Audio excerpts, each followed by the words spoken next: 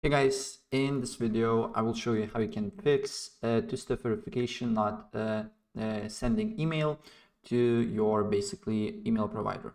So basically there is two quick solutions for that. First one, just go to Roblox to your in your web browser, log into your account, and then press on this little clock icon and go to settings.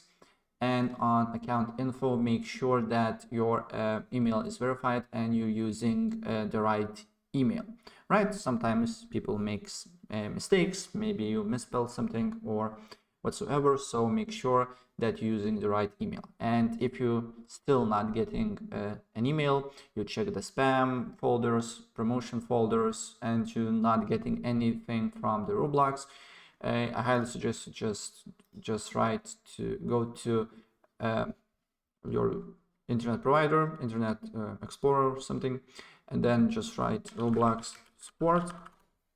Probably it will be the first link here. Log into your account, put your first name, email address, and other stuff, and then issue details. Select the platform, select category, account hacked or can't log in, and then two-step verification, and just write, hey, I'm not receiving two-step verification email.